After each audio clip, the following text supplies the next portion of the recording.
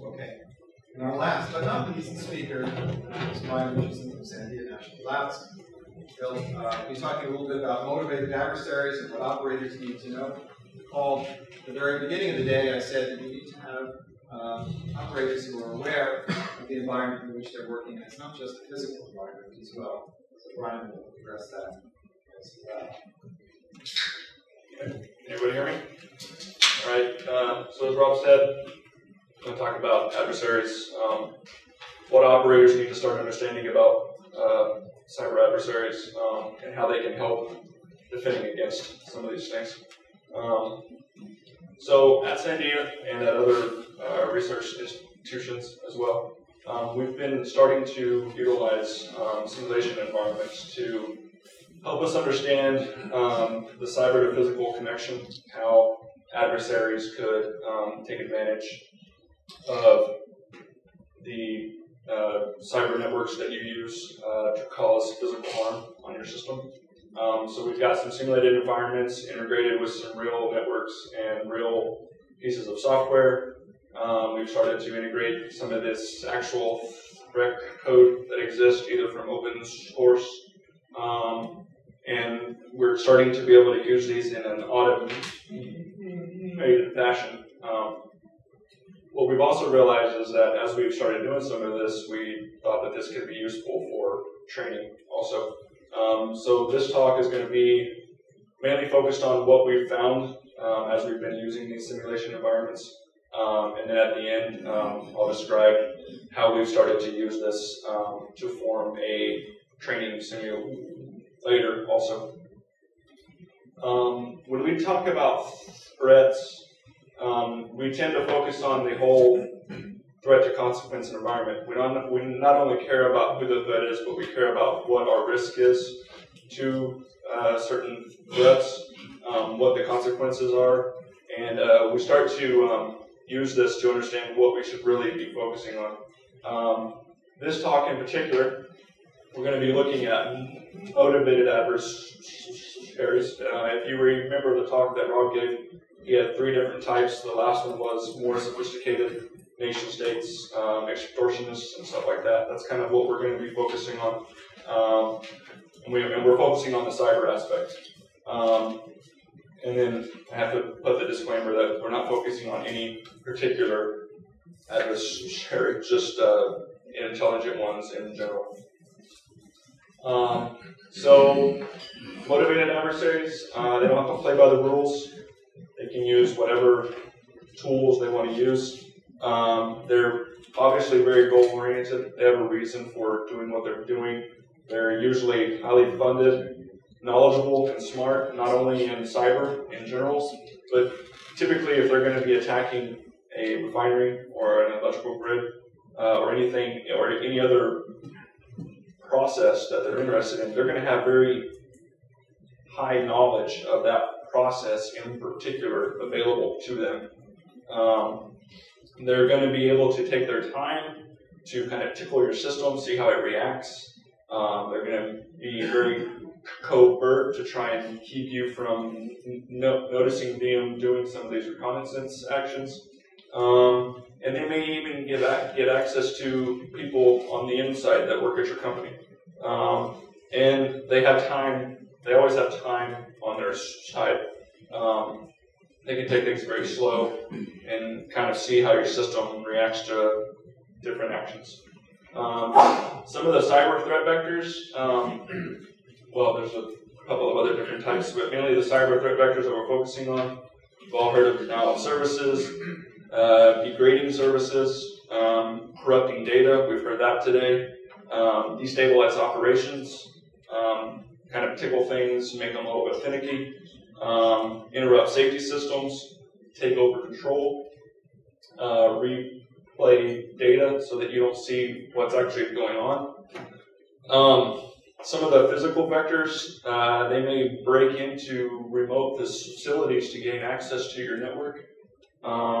They may modify systems or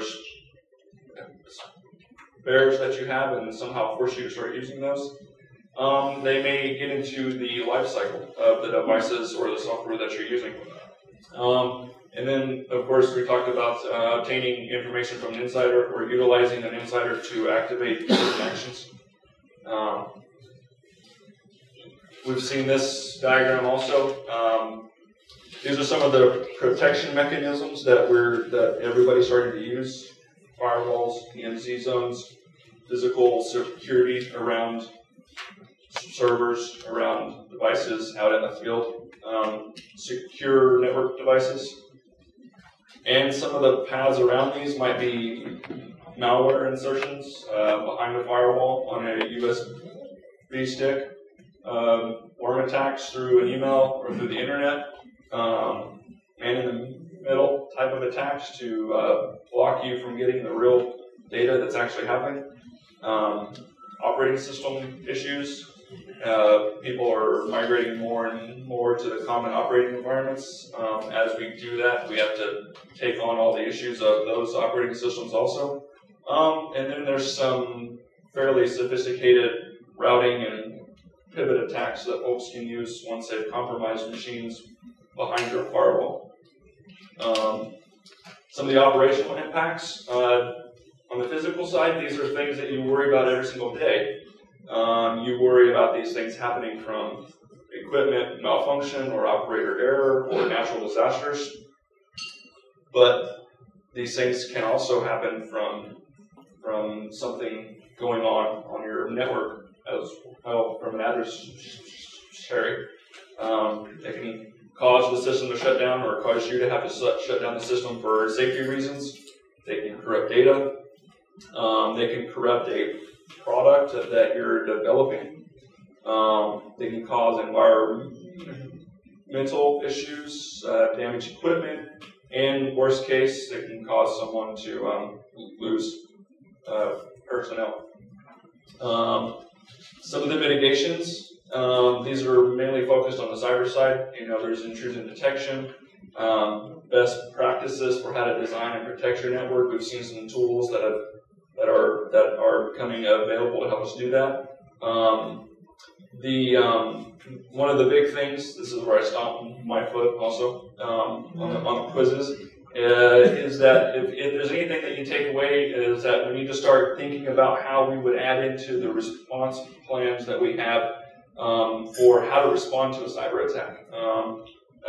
And I'll talk a little bit about that later on.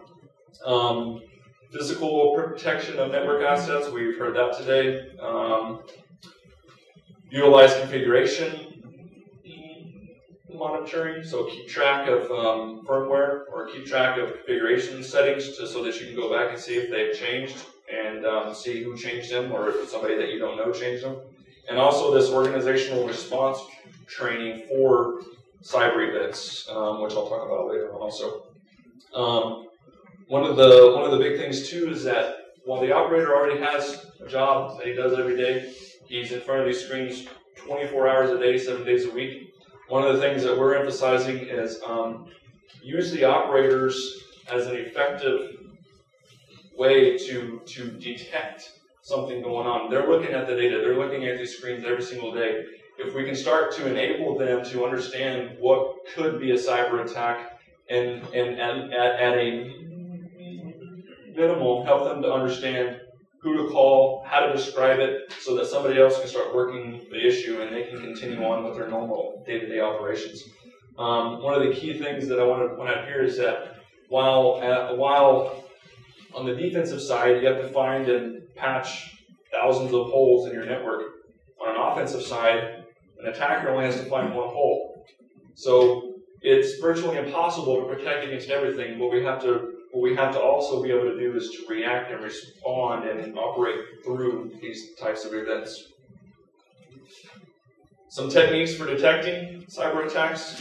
One of the things to focus on is that things that could go wrong due to a cyber attack are also things that could go wrong due to any other malfunctions of equipment or operator error. So you have to start, the operator itself may have to start correlating some data to see what's going on. So if an operator sets a set point, or if he notices that a set point that he had set is now changed to a different setting, if the actual measured value doesn't match the set point that the operator has it at, if two values that are coming from different spots that are usually similar are now different and it doesn't make sense, that might be caused by somebody finagling with the data on the network. Whenever you change a set point and the value that should, and the measured value that should change with that doesn't actually change, then you might, not be getting the real-time data, or your commands might not be getting out there. These are just some examples of how you start to correlate some of the different data that's out there. So what we've been working on is how to start helping operators to recognize some of these things. So there's training simulators that exist that are focused on training an operator how to operate the actual process, how to use the HMI, how to understand the HMI, how to understand the process in general. But these training simulators don't usually include these control communications, these real Modbus or OPC protocols or whatever is being used on the physical network. Doesn't usually include that type of data. Doesn't usually include, the RTU devices and stuff like that.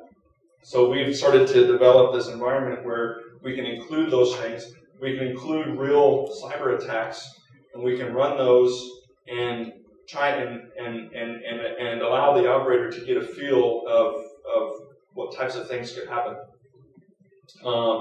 So motivated adversaries have a lot of things that they can utilize in order to attack you. The consequences are similar to what you're worried about every day.